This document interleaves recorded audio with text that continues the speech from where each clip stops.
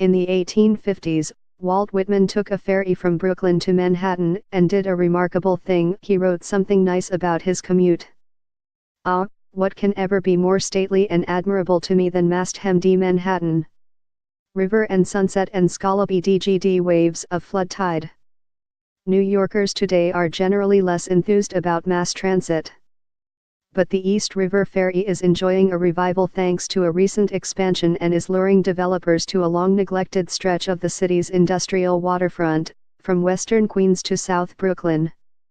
About 7 months after the city expanded and subsidized the privately run ferry service, reducing the fare from up to $6 to $2.75, the same as a subway ride, ridership is up and so are rents in neighborhoods that were once harder to reach.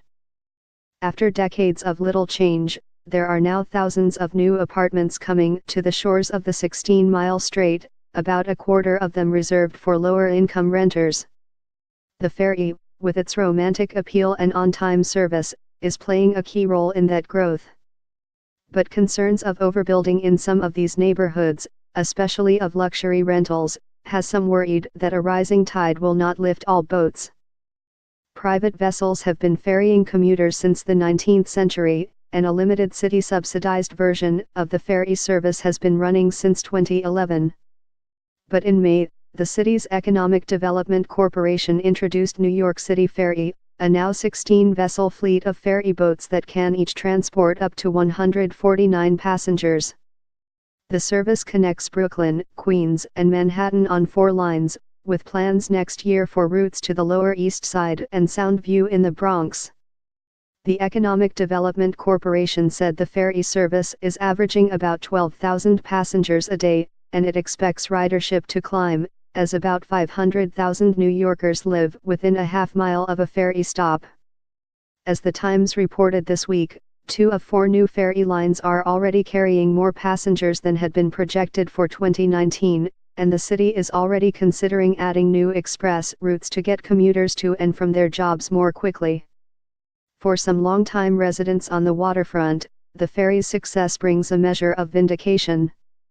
"When I first got here, everybody thought I was out of my mind," said Myra Mercado, 49, a physician assistant who moved to the western edge of Astoria, Queens, in 2006.